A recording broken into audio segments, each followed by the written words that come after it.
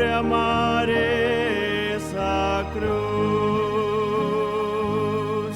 En sus triunfos mi gloria será. Y algún día en vez de una cruz, mi corona Jesús me dará.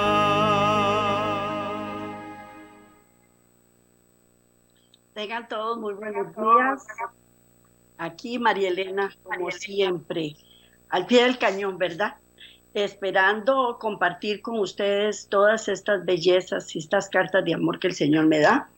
Es para mí un privilegio estar aquí con ustedes y la verdad es que me siento muy agradecida con Dios por esta oportunidad que me da de mostrarles a un Dios fuerte, tardo para la ira, grande en misericordia, amoroso, un Padre ejemplar, un Padre que nunca nos va a fallar y que Él siempre va a estar aquí dispuesto a ayudarnos, a restaurarnos, a, a, a, a salvarnos y a hacer de nosotros una nueva criatura. Simplemente lo que tenemos que hacer es creerle y permitírselo. Entonces hoy vamos a ver siempre dentro del tema, ved aquí al Dios vuestro, vamos a hacer un sumario para que así podamos entender, porque el Dios de nosotros está, tiene dos etapas, por decirlo así. Una etapa es la que ellos estuvieron en el cielo, donde no existía el pecado, y otra etapa cuando se vino la rebelión y todo cambió. Porque la verdad es que cuando hay rebelión hay caos, hay derrota, hay un montón de cosas que Dios no podía permitir. Y por lo tanto él tenía que hacer un plan para eliminar toda ese caos que se ocasionó. Entonces, hay dos etapas. Una etapa era cuando no existía el pecado, y otra etapa es ahora con el pecado. Entonces vamos a hacer un sumario, pero no sin antes, como siempre, elevar una plegaria a nuestro Señor para que nos ayude, nos restaure, nos bendiga, nos prospere en nuestro espíritu, en nuestra mente, en nuestro cuerpo, y que haga de nosotros una criatura de acuerdo a su imagen. Si usted puede doblar sus rodillas, adelante, y si no, pues acompáñeme aquí en la oración que vamos a elevar a nuestro Señor.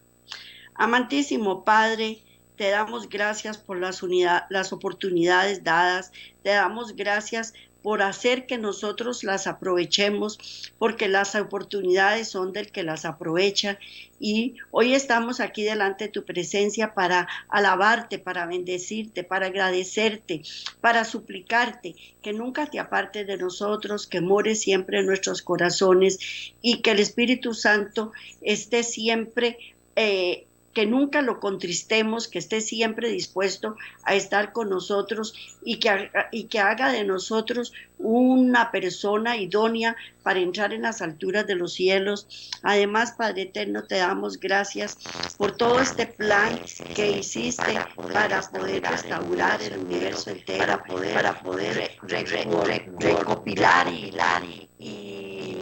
recoger tu remanente, Señor. Te damos gracias por las oportunidades dadas, te damos gracias por toda tu creación y te aceptamos y te reconocemos y te alabamos y te bendecimos como el Padre amoroso, cariñoso que eres, y nunca permitas que nos apartemos de ti ni un instante. Gracias, Padre, en el nombre de Cristo Jesús. Amén. Amén. Bueno, hasta aquí el estudio ha sido principalmente dado a la constitución del gobierno de Dios, cómo se formó y funcionó bajo las condiciones en donde el pecado no existía. Y fue una perfecta e idealista situación la que obró sin defecto en la inmaculada felicidad de toda criatura en el universo. Todo lo que Dios hace, lo hace perfecto, sin defecto. Sin defecto. ¿Qué fue lo que pasó? Vino la rebelión, surgió el problema y echó a perder todo lo que el Señor había se había propuesto. Por lo tanto, tenía que haber un nuevo plan.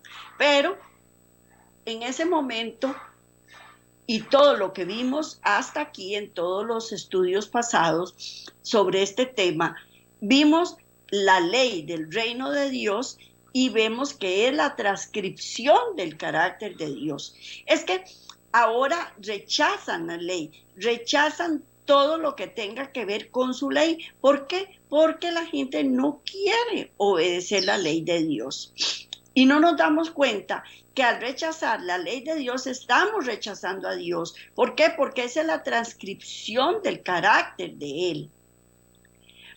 Puesto que Dios es un Dios salvador, porque Él es un Dios salvador, sus leyes están también destinadas a ser protectoras de peligros contenidos en la existencia de poder.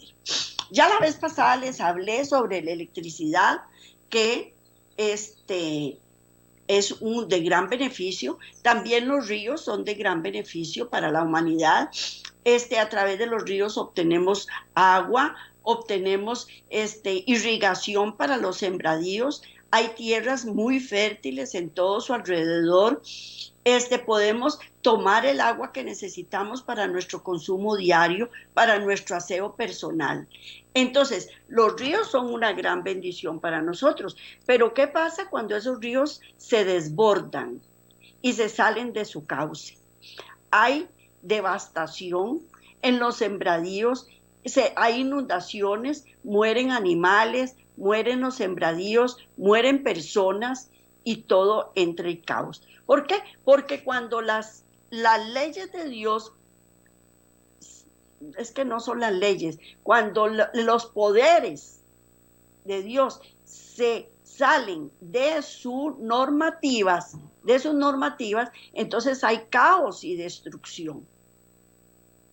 Y ese es un gran poder. Por eso Dios nos dio las leyes, para que nosotros las apliquemos y no nos desbordemos como el cauce de un río, que no nos desbordemos como hace el mar cuando hay un tsunami, para que no hayan tempestades y vientos huracanados, para que la electricidad sea establecida en la normativa correcta, para que nosotros no nos salgamos de sus lineamientos, porque al final de cuentas esos lineamientos no están hechos para mortificarme, están hechos para salvarme, El carácter de la ley y el carácter de Dios es uno. La justicia de Dios es obediencia pura y enteramente voluntaria, la cual de ningún modo es forzada por Él o por las circunstancias.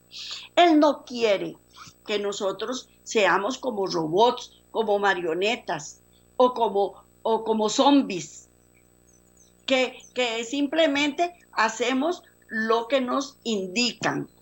No, Él quiere que nosotros seamos libres, pero que nosotros le obedezcamos por voluntad propia, que lo amemos por voluntad propia, que lo aceptemos, que lo sigamos. Todo esto es por voluntad propia y no debido a las circunstancias, porque muchas veces estamos en circunstancias adversas en nuestro diario vivir o en nuestra vana manera de vivir, y entonces acudimos a Dios, pero acudimos a Dios como un ser apaga incendios, en donde yo quiero que me resuelva mi problema ya, un problema que yo hice, y yo quiero que Él me lo resuelva en este momento. Entonces acudo a Él, le suplico, le oro, me humillo, pero en el momento que se me soluciona el problema, santo remedio, me olvido de que Él existe. Y eso no es lo que Dios quiere. Esta es la única clase de obediencia que Dios aceptará de sus criaturas. Él no aceptará una obediencia impuesta, una obediencia condicional. No, Él quiere una obediencia pura, un servicio que emana de una sabia convicción de su benigna e imparcial justicia y amor. Eso es lo que quiere, que seamos recíprocos con Él, que lleguemos y digamos, quiero seguirlo porque lo quiero, porque lo amo, porque quiero ser como Él, porque ya me di cuenta que mi vana manera de vivir no me dejó nada, quiero un cambio en mi vida. Y el único que me lo puede dar es Cristo Jesús. Él es el único que me puede hacer cambiar. Por lo tanto, me refugio en Él para poder conseguirlo, porque de lo contrario no lo voy a conseguir. No lo voy a conseguir. De modo que hizo las criaturas semejantes a Él, en apariencia exterior y en carácter, a fin de que pudieran apreciar la maravillosa naturaleza de su ley y la constitución de su gobierno. Para eso Él nos hizo así, con libertad, a su imagen y semejanza, tanto en el aspecto físico como en el interior. Eso es lo que nosotros queremos. Por eso, cuando nosotros estamos transgrediendo la ley, no podemos ser felices, no podemos, no lo logramos. Nos sentimos mal con nosotros mismos. Veamos las personas. Un alcohólico anda embriagándose, y cómo se pone físicamente. Se ve hinchado, se ve ansioso, anda desesperado, no tiene voluntad para trabajar, se siente mal, siente dolencias, porque el cuerpo humano no está hecho para ingerir tantísimo alcohol. Un drogadicto, lo mismo. Él se les pone la piel como tiznada, como grasosa, como sucia. Se ven demacrados, pierden peso. No se sienten bien. Y como no se sienten bien con ellos mismos, como dice uno, le hace la vida cuadritos a todos los familiares, a todas las personas que los aman realmente y que no quieren que él o esa persona haga lo que está haciendo. Y eso es lo que nos pasa a nosotros, como somos hijos, como fuimos hechos a su imagen y semejanza, no podemos soportar las injusticias. Y el peor juez es uno mismo para con uno mismo.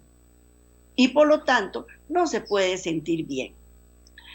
A causa de que él solamente podía aceptar esta clase de servicio, Dios no pudo introducir ninguna forma de compulsión, tal como una amenaza de castigo, porque esto estimularía a sus hijos la disposición de obedecer por temor. Ningún reino puede ser verdaderamente feliz cuando sus súbditos obedecen por temor, no importa qué insignificante ese temor pueda ser. Cuando nosotros estamos educando a nuestros hijos y están niños, muchas veces acudimos a castigos y entonces los niños obedecen por temor.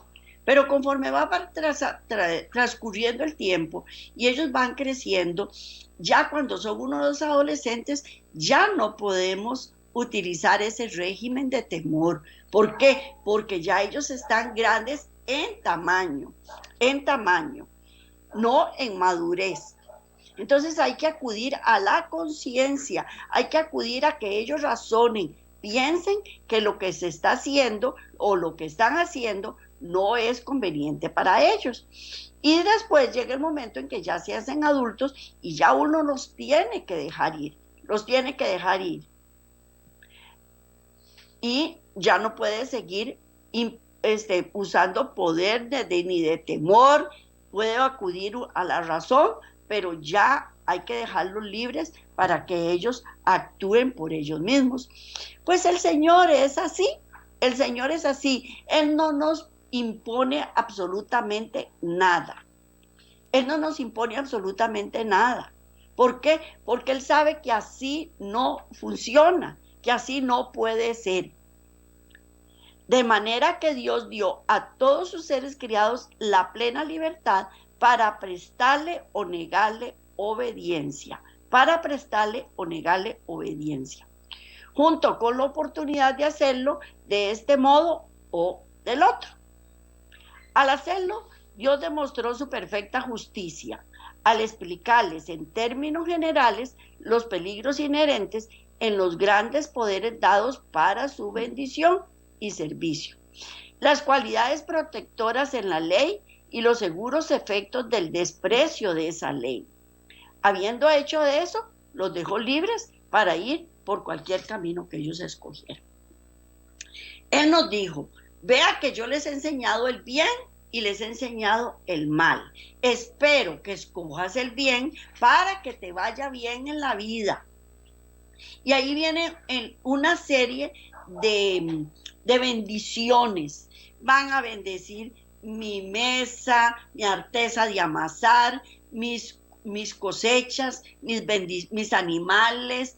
Me va a bendecir en todo lo que yo haga.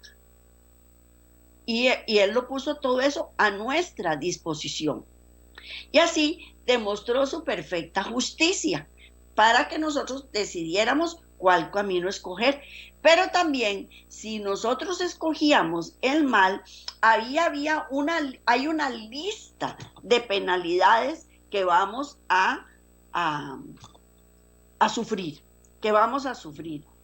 Y uno no le presta atención a esas cosas. Y uno dice: ¿por qué a mí? ¿Por qué yo? ¿Por qué? Y no nos estamos dando cuenta de que fue el resultado de nuestra mala decisión de seguir a quien no debíamos seguir,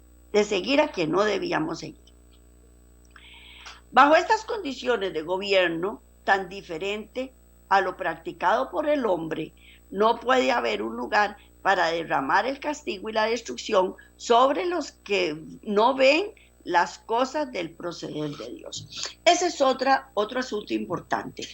Cuando nosotros hacemos cosas que no debemos,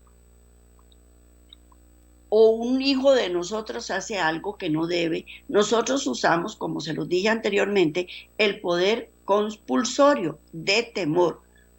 Pero Dios no funciona así. Él no funciona así. Entonces, ¿por qué Dios castiga? Porque muchos creemos que Dios castiga, pero Dios no castiga. Nosotros estamos recibiendo las consecuencias de nuestra mala decisión. Y Él nos los advirtió en su palabra y nos dijo todas las cosas que nos podían pasar si no escogíamos hacer el bien. Y entonces tenemos los efectos del desprecio de la ley. Ese sistema pudo cabalmente funcionar hasta que ciertos seres ejercieron la libertad dada por Dios para escoger otro camino. Durante este tiempo ciertamente no hubo necesidad de castigar o destruir a nadie porque ninguno desobedeció los principios divinos. La muerte y la destrucción fueron totalmente desconocidos. Mientras todo estuvo en orden en las alturas de los cielos y mientras Satanás no se hubo revelado, todo estaba en perfectas condiciones. No existía la muerte, no existía la destrucción. Entonces, ¿qué fue lo que pasó? Porque mucha gente piensa, ya Dios hizo a Satanás, y si Satanás pecó es porque lo hizo defectuoso. Es que Dios sabía desde un principio, como Él lo sabe todo, que Satanás iba a pecar. Entonces, ¿por qué lo hizo? Todas esas preguntas a mí me las han hecho. Y la verdad, les soy sincera, son respuestas muy duras para encontrar. No es fácil explicar todas estas cosas. Esto significa que durante este tiempo el perfecto sistema de gobierno nunca vino bajo una prueba o desafío real. De manera que si hubieron diferencias en el sistema, nada había para desarrollarlas en donde fueran claramente visibles. Todo era perfecto. Los ángeles estaban sumisos. todos por completos, obedeciendo todas las leyes. Ellos sabían que todo lo que Dios les había dado era perfecto, que no había imperfección, que no había absolutamente nada para reclamar, nada. Porque así es como hace Dios las cosas. Pero con la entrada de la rebelión del querubín cubridor, Lucifer, quien llegó a ser el mismo diablo y Satanás, tal desafío fue levantado contra la Constitución. Delante de nosotros, en la palabra de Dios y en los anales de la historia, está el registro de la prueba de esa Constitución en cuanto a su desenvolvimiento. La presión final está ya para ser traída sobre los últimos días de este mundo. Nosotros hemos visto toda la destrucción, absolutamente toda, que ha ocurrido a través de la caída de Adán y Eva. Está en los anales de la historia, está en la palabra de Dios, está en la ciencia, que ha demostrado siempre que todas las penalidades que ha pasado el hombre a causa de la desobediencia. Y eso se presentó como un caos, Entonces, es la afirmación de Dios que todo principio de su gobierno es enteramente perfecto, que no requiere ni arreglo ni modificación. Lo que está perfecto y no hay nada, absolutamente nada que reclamar. Y eso solo lo puede hacer Dios. Eso solo lo puede hacer Dios. Bueno, no requiere arreglo ni modificaciones y es igualmente aplicable en situaciones de pecado como también en las impecables. Él presenta su ley como la única norma de justicia para los habitantes en la pureza del cielo y para los que deben vivir en medio de un pueblo maldito por el pecado. Él nos dio su ley. ¿Por qué nos dio su ley? Para protección.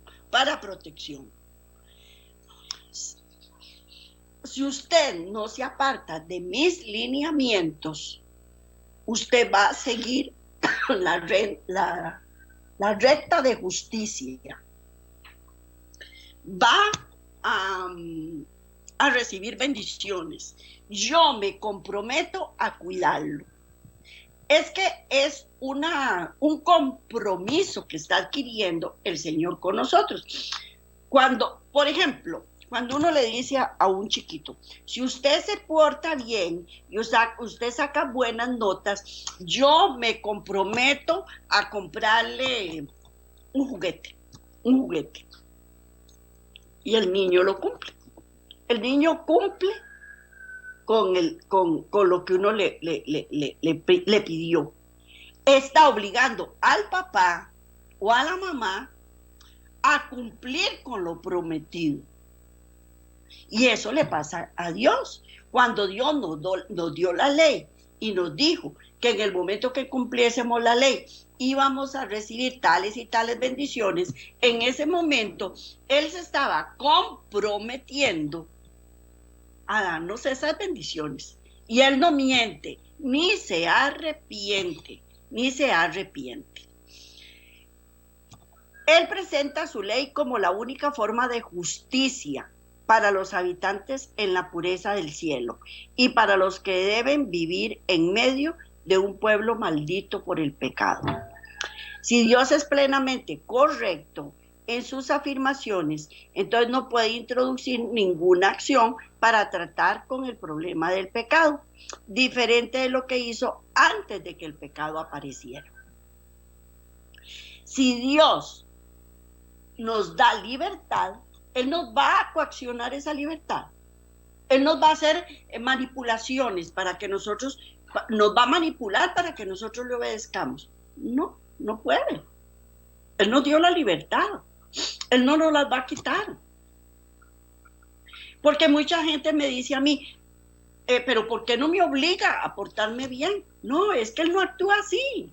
Él quiere que nosotros nos portemos bien por amor a Él y por amor a nosotros mismos, porque no es solo por amor a Él, es por amor a nosotros mismos también.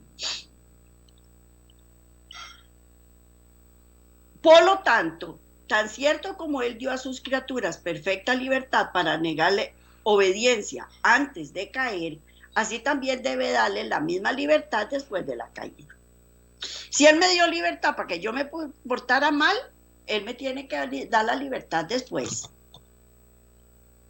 La que tengo que cambiar soy yo, la que tengo que decidir cambiar mi rumbo soy yo, la que tengo que pensar en que debo de obedecerle soy yo. Él no me va a obligar, porque Él me dio esa libertad, y como Él me la dio, Él no me la va a quitar. La concesión de esa libertad coloca a Dios donde no puede castigar ni destruir a los que le ejerzan. Dios no puede entonces castigarme a mí porque yo me porté mal. No, simplemente lo que voy a recibir son las consecuencias de mi mala decisión.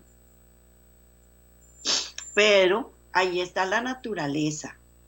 Son leyes que no se pueden obviar. Son leyes que no se pueden negar. Son leyes que no se pueden evadir. Son leyes de la naturaleza. Y las leyes puestas por Dios, Él no las va a quitar porque Él es perfecto. Y esas leyes son perfectas. Si nosotros nos podemos observar el ciclo del agua. El ciclo del agua. Llueve, cae la lluvia, llena los ríos, los mares, la tierra, sale el sol, evapora esa agua, se va hacia las nubes, después se condensan esas nubes y vuelve a caer la lluvia. ¿Verdad que sí? ¿Qué es lo que pasa entonces? ¿Dios rompe ese ciclo? No. ¿Quiénes son los que lo rompemos? Nosotros. Si talamos los árboles, si ¿cómo se llama? No cuidamos nuestras fuentes de agua, ¿qué es lo que va a pasar? Vienen las sequías. ¿Qué pasa si cortamos los árboles? El suelo no puede retener ese líquido. Entonces, todas esas aguas se van para los ríos, se van para los mares y se va perdiendo ese ciclo. Ese ciclo. ¿Por qué? Porque como está siendo evaporizada en los mares y en los ríos, entonces, ¿dónde va a caer? Se forman los tsunamis, se forman los huracanes, se forma todo ese montón de cosas que nos destruyen. Que nos destruyen. Igual pasa con todas las leyes físicas. ¿Qué pasa si el sol dice ya no quiero girar más? Si la tierra dice ya no quiero girar más.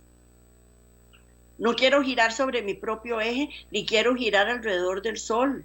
Estamos en caos y estamos en problemas. Y esas leyes Dios las hizo y no pueden ser quitadas. ¿Por qué? Porque entonces si en el momento que son quitadas hay caos en el universo. Igual pasa con el pecado. Igual pasa con el pecado. Si yo rompo esas leyes, va a haber un caos en mi vida. Voy a tener problemas. Y a uno le duele. A uno le duele porque tal vez un pecado que cometí hace 30 años, todavía estoy sufriendo las consecuencias de ese pecado. Y eso duele. Duele increíblemente. Y eso es lo que nos pasa a todos. En el momento que estamos pecando, no nos estamos dando cuenta de que van a ser más duras las consecuencias que tal vez lo que estoy disfrutando al pecar. Porque Satanás él es un ángel bello, un ángel esplendoroso. Y todas las cosas que él nos da, supuestamente, entre comillas, son bellas, son atractivas, son sumamente agradables a nuestros sentidos. Antes de la caída, la ley, entre otras cosas, estableció la máxima no matarás. Y fue la directa expresión de su carácter. No matarás. Por consiguiente, no fue con Dios el matar. Desde la caída, esa ley todavía declara no matarás y continúa para ser la expresión de su carácter. Esto siendo así, está todavía en su naturaleza no matar. Por esta razón, Dios todavía, Él no puede hacerlo. Vamos a leer Malaquías 3:6 y varias citas. Vamos a leer varias citas. Vamos a leer Malaquías 3:6, que dice: porque yo Jehová no cambio. Por esto, hijos de Jacob, no habéis sido consumidos. Repito, porque yo Jehová no cambio. Por esto, hijos de Jacob, no habéis sido consumidos. Él no cambia. Él no cambia. Si Él nos dio libertad, nos dio libertad. Y Él no nos va a agarrar y nos va a matar solo porque nosotros no le obedecimos. O nos va a agarrar y nos va a encadenar porque no le obedecimos. No, Él no actúa así. No quisimos obedecer, no quisimos obedecer. ¿Y por qué? Porque debido a que Él no cambia, no somos consumidos. Vamos a leer Hebreos 13:8. Vamos a leer Hebreos 13:8. Jesucristo es el mismo ayer y hoy y por los siglos. Él es el mismo ayer, hoy y por los siglos. Así es que Jesucristo es el mismo cuando estaba en el cielo, cuando estuvo en la tierra, y será el mismo por los siglos de los siglos. Él no va a cambiar, porque Él es el mismo. Y así como Él no va a cambiar, no van a cambiar sus leyes morales, no van a cambiar sus leyes físicas, no va a cambiar nada. ¿Por qué? Porque Él no cambia. Él es el mismo y Él no va a cambiar. Vamos a leer Romanos 1:23, que dice: y cambiaron la gloria de Dios incorruptible en semejanza de imagen de hombre corruptible, de aves, de cuadrúpedos y de reptiles. Repito, y cambiaron la gloria de Dios incorruptible en semejanza de hombre corruptible, de aves, de cuadrúpedos y de reptiles. Este versículo, ¿a quién se está refiriendo? Se está refiriendo al hombre, al hombre. Cambiaron la gloria de Dios, que es incorruptible, y se hicieron imágenes de hombres, de aves, de cuadrúpedos, de reptiles, y ojalá fuera solo eso, muchachos, por Dios, porque ahora en la actualidad me dicen a mí: no, si yo no adoro a ningún Dios, yo no adoro a ninguno. Yo sé que Dios existe y para mí Dios es Dios. Pero es que la religión divide las familias y yo no quiero que mi familia sea dividida. Es que la religión me aparta de ciertas amistades que yo tengo, en donde antes me iba y me metía en un bar o me iba a fumar o a quemar droga o me iba a tener sexo ilícito, y no quiero perder esas amistades porque ellas son mis amigos de toda la vida. Fíjese que una oportunidad yo venía bien borracho y un amigo mío me salvó de que no me atropellara un carro. ¿Cómo lo voy a despreciar ahora? Y pues él me invita a tomarme unos traguitos, entonces ¿cómo lo voy a despreciar? Entonces, Dios divide las familias. Dios nos aparta de las amistades. Me voy a quedar sola. No quiero estar sola. ¿Estamos adorando o no estamos adorando? El dinero, ¿lo adoramos o no lo adoramos? ¿Lo deseamos fervorosamente o no lo deseamos? Y así hay un montón de ídolos que tenemos que tal vez no sean imágenes. Pero ahí es donde dicen: cambiaron la gloria de Dios incorruptible en semejanza de imagen de hombre corruptible. Porque vea, si yo no tomo, mi esposo se va para la cantina. y no quiero que él se me vaya solo, porque ahí pues, usted sabe que hay otras mujeres y que son atractivas y que él va a querer estar con esas mujeres y yo no quiero perderlo. Entonces yo no quiero seguir la religión, no quiero seguir a Dios, porque yo quiero seguir a mi esposo. Estoy cambiando la imagen de un Dios incorruptible por una imagen de hombre corruptible, ¿sí o no? ¿Ah? ¿Verdad que sí? Entonces, en ese sentido, hay que tener mucho cuidado, hay que tener mucho cuidado y no debemos cambiar la gloria de Dios incorruptible. Bueno, volvamos a la familia que se divide. Entonces, yo decidí seguir a Dios.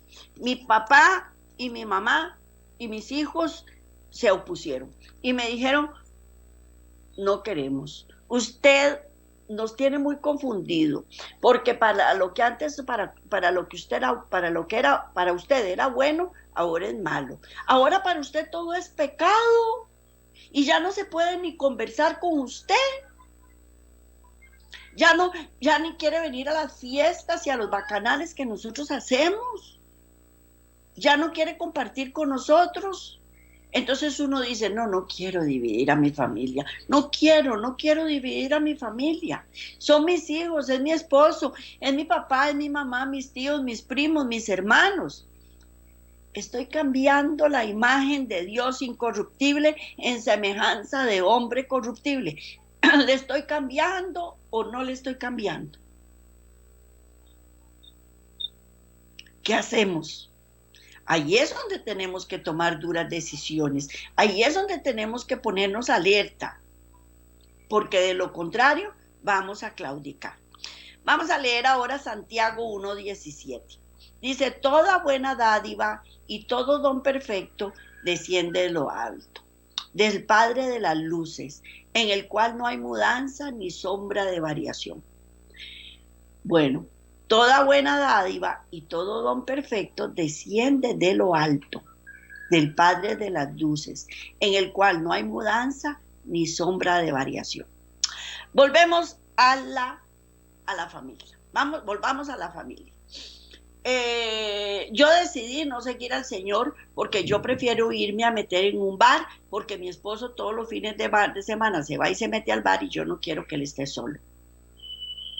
Y de un momento a otro, mi esposo empieza a pelear conmigo. No quiero que te metas ahí, no quiero, ese no es el lugar para usted. Yo no quiero que usted vaya ahí, porque le van a faltar al respeto. Entonces, me faltan al respeto. Y voy a ocasionar un serio problema. O supongamos que mi esposo tenga por ahí vista a una muchacha muy guapa, muy guapa. Y él cambió. ¿Cambió mi esposo o no cambió? Porque ya yo no le gusto, le gusta la muchacha guapa. ¿Hay variación en el hombre o no hay variación? Y estoy despreciando a un Dios perfecto y a un montón de dádivas y dones perfectos que vienen de lo alto, que vienen del Padre de las luces.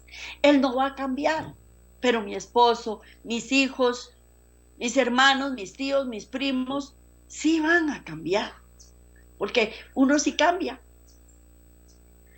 Y de todas maneras me voy a quedar sola. De todas maneras me voy a quedar sola. Entonces, ¿a quién tengo que escoger? ¿A quién tengo que preferir? A Dios. A Dios lo tengo que preferir, porque Él es el que no hay sombra de variación y Él me da todos los dones perfectos. Él es el Padre de las luces. Esta es una gran verdad con el principio que lo que nosotros hacemos es el resultado de lo que somos. Antes de la caída, Dios, al actuar fielmente como es su carácter, no destruyó a nadie. No destruyó a nadie. Por lo tanto, si después de su caída, después de la caída, Dios procedió a destruir. Su carácter tuvo que cambiar para que esto fuera posible. Pero ¿cómo es así? Dios ha declarado que Él no cambia. Entonces, si él no cambia, no cambia. Entonces, ¿qué fue lo que pasó? ¿Qué fue lo que realmente ocurrió? Para falsificar los testimonios de Dios son las acusaciones de Satanás. Mientras que se admite cabalmente que antes de la rebelión ninguna destrucción apareció en las actividades de Dios, Satanás afirma que la aparición del problema del pecado ha impuesto en Dios la necesidad de tratar con este, aniquilando a los que le sirven. Eso es lo que el diablo quiere que nosotros creamos. Eso es lo que el diablo quiere que nosotros creamos, que es un Dios castigador, que es un Dios aniquilador, que es un Dios que nos traiciona, que nos humilla, que nos impele a que nosotros hagamos lo que Él dice, que Él quiere honor para Él mismo. Y como siempre preferimos creer la mentira en lugar de la verdad, eso lo creemos. Y entonces Él viene para acusar a Dios y decir, Él es un Dios castigador. Y Él te va a castigar. Y eso es lo que Él quiere, que nos agarre y nos castigue y nos desaparezca. Pero Él sabe que mientras nosotros estemos obedeciéndole a Dios, Dios no va a hacer eso. Es más, Él no lo hace ni antes ni después. Pero que nosotros vamos a sufrir las consecuencias del pecado y entre ellas está la destrucción, porque Él sí vino para matar y robar y destruir. Y si nos salimos de la protección de Dios, ahí es donde Él tiene la oportunidad de destruirnos. Y entonces nos dice, ay, claro, estás enfermo, con el hígado hecho un 8, por tanto licor que tomaste, porque Dios te castigó. Tener los pulmones destruidos de tanto fumar o de tanto ingerir droga, o los riñones, porque Dios te castigó. Porque Él castiga. Él lo que hace es destruirte y te está destruyendo. No es cierto, eso no es cierto. Dios no castiga, Dios no destruye. Satanás sí. Mientras que se admite cabalmente que antes de la rebelión ninguna destrucción apareció en las actividades de Dios, Satanás afirma que la aparición del problema del pecado ha impuesto en Dios la necesidad de tratar con este, aniquilando a los seres que no le sirven. De modo que Satanás acusa que los principios del gobierno de Dios no son perfectos. Él siempre lo ha dicho, no son perfectos.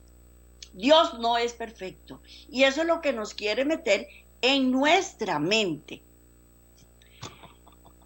Y esto está comprobado. Él asegura, porque el Señor tuvo que cambiar sus procederes durante la crisis para hacer lo que antes no había hecho. Él lo asegura y lo vuelve a asegurar para que nosotros le creamos. Si Satanás pudiera verificar estas acusaciones, lo que las haría tan serias fuera el hecho que Dios, que lleva el testimonio, que conoce todas las cosas, aún al fin desde el principio, había declarado que sus principios eran tan perfectos que no importaba qué circunstancias surgieran, ellos jamás querían cambio. Si uno está en un lugar perfecto, si uno está en un lugar que es un jardín, comparémoslo con el jardín del Edén, ¿vamos a querer cambiar las cosas? No vamos a querer cambiarlas. Y eso es lo que le pasó a Adán y Eva. Ellos estaban en el jardín del Edén, todo era perfecto, pero querían más, no se conformaron. Y no solo no se conformaron con no comer el fruto del árbol de la ciencia del bien y del mal, sino que querían ser igual que Dios y no se conformaron con su personalidad. y no se estaban dando cuenta que ellos fueron hechos a imagen y semejanza de Dios. Y que la única forma para ser como Dios es estar con Dios. De lo contrario, no lo vamos a lograr. De lo contrario, no lo vamos a lograr. ¿Usted quiere ser igual a Dios? Compórtese como Dios. ¿Usted quiere llegar a la altura de Dios? Cosa que nunca vamos a alcanzar, pero por lo menos lo intentamos. Trate de comportarse como Dios.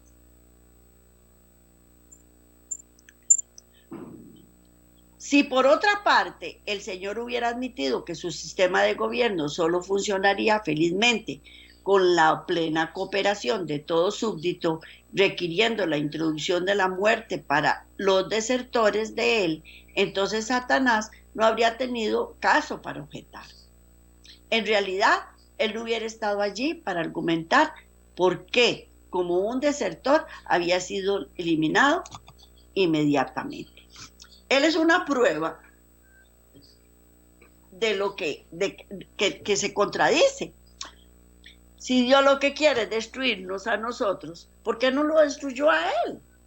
¿Sabe qué es lo que pasa? Que para nosotros destrucción es la muerte física. Para nosotros destrucción es la enfermedad. Para nosotros destrucción es la pobreza. Para nosotros destrucción es no tener comida, es no tener bienes materiales. No, la destrucción para nosotros es perder la vida eterna. Esa es la verdadera destrucción. Y Satanás lo sabe. Él lo sabe a ciencia cierta. Él sabe que si nosotros nos apartamos de él, vamos a perder la vida eterna. Y esa es la forma en que él quiere destruirnos. Porque al final de cuentas siempre vamos a morir. Ya sea por una enfermedad, por un accidente, o porque ya el cuerpo no aguanta más de anciano. Siempre vamos a morir. Pero, ¿y la muerte eterna? ¿Y la muerte eterna? ¿Qué pasa con la muerte eterna? ¿La vamos a obtener o la vamos a rechazar? Yo quiero tener vida eterna, yo no quiero tener muerte eterna. Y yo sé que si me aparto de Dios, voy a tener muerte eterna. Y eso es lo que debemos proteger, eso es lo que debemos cuidar. Pero Satanás sabe que él sí está condenado a una muerte eterna. Y quiere que nosotros también la obtengamos, juntamente con él. Y él está muy ansioso de ganar nuestra lealtad hoy, como lo fue en el jardín del Edén. Eso es lo que él quiere. Él quiere que nosotros alcancemos la muerte eterna. Ante nosotros está la tarea de decidir quién está en lo correcto en este gran conflicto. Nosotros somos los que decidimos a quién seguir. Si seguimos al padre de las luces o si seguimos al padre de la mentira. Nosotros somos los que decidimos. Algunos han sido casi ciegamente enseñados a tener fe en Dios, pero esto no es suficiente. Nuestra fe debe ser inteligente para que sea una fe activa. El punto donde la fe debe ser inteligente es en este mismo campo de los principios de la constitución del gobierno de Dios. Que la seriedad del mensaje de esta declaración sea reconocida por todos.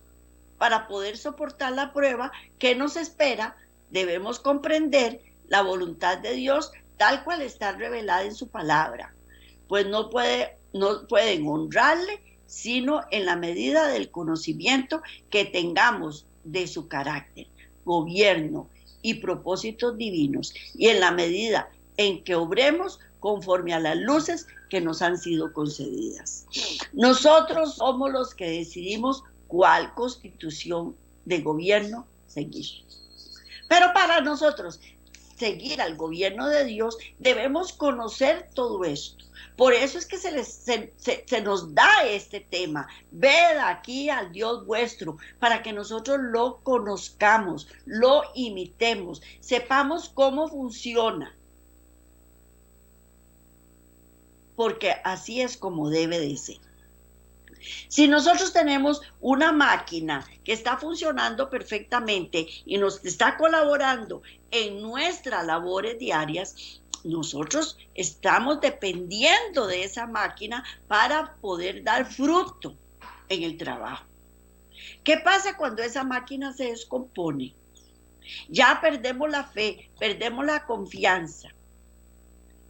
Pero eso es lo que nos pasa, porque comparamos al gobierno de Dios de acuerdo a nuestra mente finita. Y la máquina en este momento es Dios y dependemos de Él. Y es una máquina perfecta que no nos va a fallar, porque Él no falla, no cambia. Él es el Padre de las luces. Y si no hemos muerto, ha sido por la misericordia de Dios. Y no me estoy refiriendo a muerte física, me estoy refiriendo a una muerte espiritual. La naturaleza de la constitución de Dios, como fue formada y como funcionó antes de la entrada de la iniquidad, ha sido claramente expuesta en la palabra de Dios. Y no es difícil entender cuál y cómo fue. Nosotros tenemos que estudiar la palabra, tenemos que estudiar el carácter de Dios, tenemos que estudiar sus normativas, cuándo, cómo, para qué son, por qué son importantes. Lo que Dios quiere es tener aquí para nosotros en la tierra un pedacito de cielo, en donde estemos bajo su cobertura, bajo su protección. Y la única forma en que podemos lograrlo es siguiendo los lineamientos de Dios. De lo contrario, no lo vamos a lograr. El pecado nos trae muerte, el pecado nos trae fracaso, nos trae desilusión, nos trae desánimo. Nos trae depresión, angustia, soledad. El pecado sí realmente nos aparta de la familia. Porque un alcohólico, un papá alcohólico se aparta de su familia. Un adúltero se aparta de su familia. Un mentiroso aparta a su familia. Un drogadicto aparta a su familia. Un ladrón aparta a su familia. Y un asesino. Y eso sí es lo que realmente aparta a la familia. La tarea delante de nosotros ahora es mucho más difícil de indagar la función de esos principios durante el periodo cuando estuvieron bajo la terrible prueba impuesta por Satanás y los hombres impíos. Este es el área en la cual este estudio entra. Este es un campo en el que los hombres han formado sus ideas del proceder y carácter de Dios. Como se los he dicho en temas anteriores, hay que desaprender para aprender. Y eso es lo que tenemos que hacer. Tenemos que quitar un montón de falsas conceptos que nosotros nos han dado o nos han formado o los hemos adoptado en nuestra mente. Tenemos que desecharlos para poder adquirir nuevos conocimientos, sobre todo el concepto que tenemos del carácter de Dios. Es demasiado importante. No crean que para mí ha sido fácil, porque a nosotros siempre nuestros papás nos decían: no haga eso porque Dios la va a castigar. Si usted alza la mano a su hermanito o a su hermanita o hace tal y tal cosa, Dios la castiga.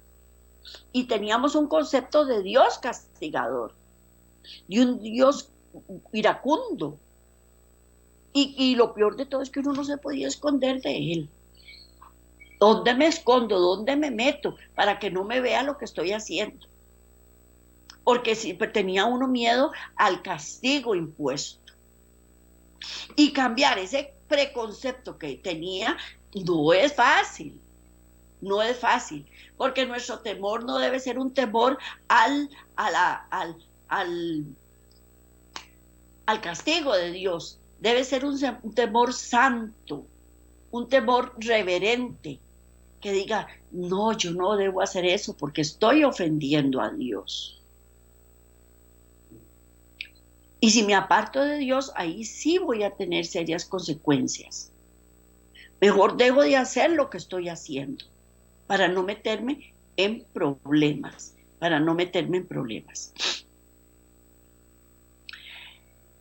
Este es un campo en el que el hombre ha formado ya sus ideas del proceder y carácter de Dios. Los hombres, bajo la tutela de Satanás, por su interpretación de la Biblia, han adquirido una definitiva imagen de Dios.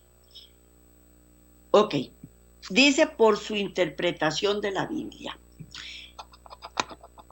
Si depende de la interpretación que yo hago. Si yo quiero, voy a estudiar la palabra y voy a confirmar que Dios es un Dios castigador. Porque eso es lo que yo quiero entender. Pero si yo quiero entender que Dios no es un Dios castigador, entonces ahí voy a darme cuenta que no es un Dios castigador. Y voy a entenderlo de esa forma.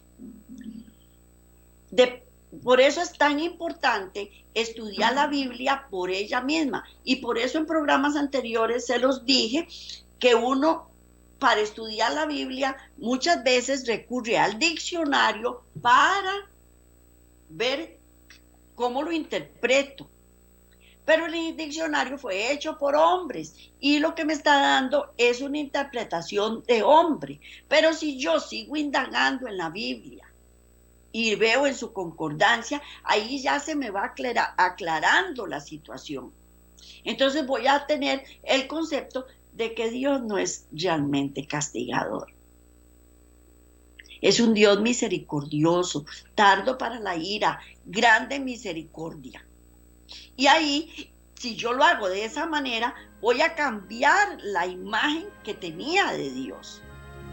Tal imagen puede ser solo justa si el diablo se corrige en sus afirmaciones que Dios ha tenido que recurrir a actos de destrucción para resolver el problema del pecado. Este ha sido el tema para hoy. Muchas gracias por estar oyéndolo. Que Dios me los bendiga y que sea de provecho para ustedes como lo fue para mí. Nos vemos de hoy en 8 si Dios quiere. Bendiciones. Y yo amo esa cruz.